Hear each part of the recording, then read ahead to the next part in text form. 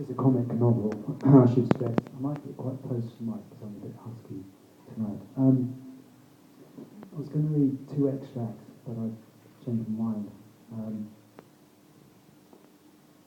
Basically because of the day it is. It's just 50 years to the day since Sylvia Plath died, and she's everywhere in the press. I think I'll read Jacqueline Rose and agreeing that she'd like the new favourite cover. But Byron, he'd have to be a poet to be known like that. He's an unsuccessful, sort of barely published poet. And the extract I'd like to read concerns the 30th anniversary of her suicide, Sylvia Plath's suicide. And he makes a pilgrimage to her house in Primrose Hill on the 11th of February 1993, but not before he stalked an ex-girlfriend. Only when you stop moving do you realise just how fast you have been travelling, like calm water in a sheltered ravine after the insanity of rapids, the bleak stillness of a platform after the berserk thunder of the train, the first day at home after a month on the run. Early in the spring of the second year of my marriage, after Mandy had irrevocably marked her card with my mother, my half-sister, not to mention Antonia, Nick, both of whom were still seething after Mandy's unwitting telephone transmission of genuine spite, I stood outside the Hampstead flat share that used to be occupied by B all those marquee moons ago. I say used, as I wasn't sure she didn't still sleep on that hard double bed in her raftered room, another hand peeling her marks and sparked knickers down her inexplicably erotic thighs.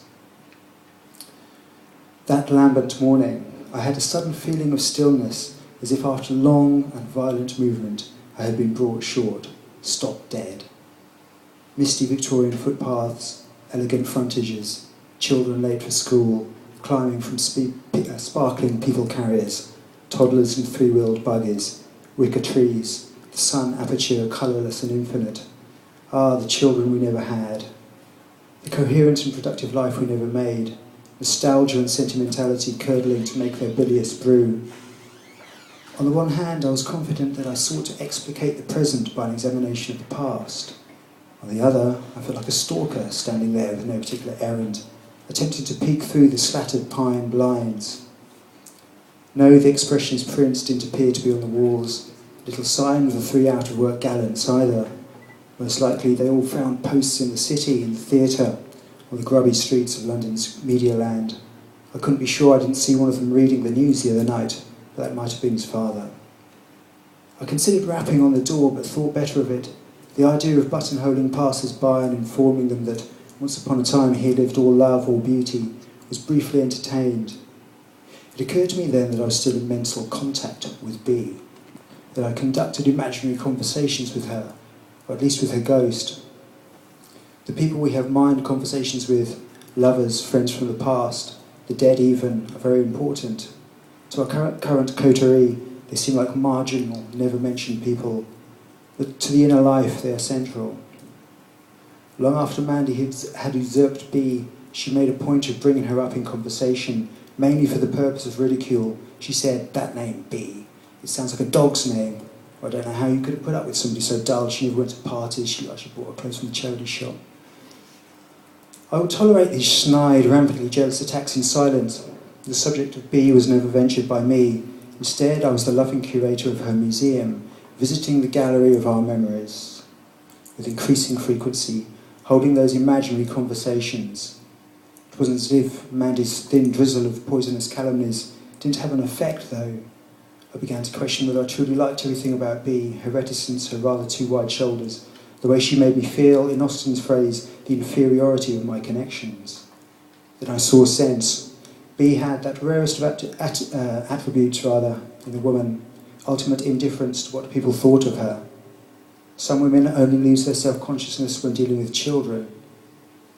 Their habitual monitoring of their own behaviour and appearance disappearing as another, stronger prerogative takes over. Sure, she used to swish her chestnut hair neurotically, lovably from her eyes all the time, but her attitude to the whole package was, "Take it or leave it, baby." Like a fool, I left it. The London morning was full of a stirring clarity, deli smells, the breath of filtered coffee, frost on the rear windows of banked cars, the noisy shutters of a florist's going up, the narcotic odour of petrol. I felt like a kid with his nose pressed against the glass of our past, loitering there outside B's old bedroom with no particular place to go. I didn't even know what had drawn me there that morning. There was no special anniversary to commemorate. I had just cycled blindly up the peeling vistas of the Haringey ladder, up the strenuous Shepherd's Hill, past the bracing heath and February wind, making my eyes poor. But it appeared that B was no longer resident in her timber-floored flat, where we spent so many candlelit nights around her kitchen table, a fug of sweet smoke from the silk-cut ultra-lows in the air.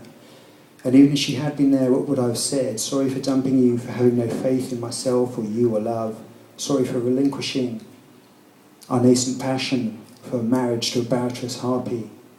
It was all too late, I concluded, and I should sit out my purgatory like a man. I crossed to the railings on the other side of the street, unshackled my bike and cycled off down a big hill. I should stress this wasn't an isolated incident. If the truth be told, after this initial visit I could be found there once a month for a whole year. My eventless morning vigils at B's remind me of a similar pilgrimage undertaken in the early 90s. Only this was a poetic pilgrimage, not just furtively hanging around an old girlfriend's flat. On the morning of February the 11th, 1993, I walked briskly from my Camden crash pad to Fitzroy Road near Primrose Hill. The weather conditions had been strangely similar to my first return to B's, the same washed-out, chilly watercolour sky, the same slicing freshness to the air, the same grey London dawn with 1,000 hands raising 1,000 shades, 1,000 furnished rooms. The purpose of my visit had been to commemorate the suicide of Sylvia Plath 30 years to the day, a barefoot, perfected woman with her head on the oven's floor, discovered by her children's nurse on a routine visit. My heart raced as I rounded the corner, whistling posties oblivious to the significance of the date and their postmarks.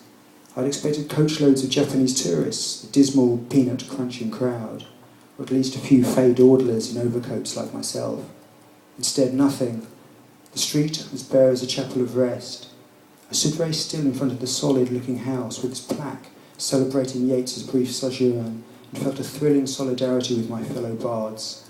But still no flutter of activity. For some reason I expected the front door to open. Maybe that would occur later, I thought, when the guided tours with megaphone poetry recitals from open-top buses showed up, but I doubted it. The dead require no extra effort from the living, just lip service to their tragedy. I took a last look, fixing the scene photographically in my mind, then walked on, pretending to have other pressing business. It had all been dramatically eventless, like the repose a family must feel after a relative's fitful existence has come to an end. Speeding life suddenly stopped dead, brought short with a terrible finality. As I passed the great black and unused drum of the Roundhouse, I pondered all those artists who had taken their own life, who had left their beautiful pearls behind, but found a life that bore them intolerable. Van Gogh, Woolf, Plath, Hart Crane, Hemingway, Berryman. When thinking about that odd morning mission, I also reflect on those who checked out further down the line. Kurt Cobain, Richie Manick, Sarah Kane, now just t-shirts on Camden High Street, the living, sentient human beings, all gone into the dark.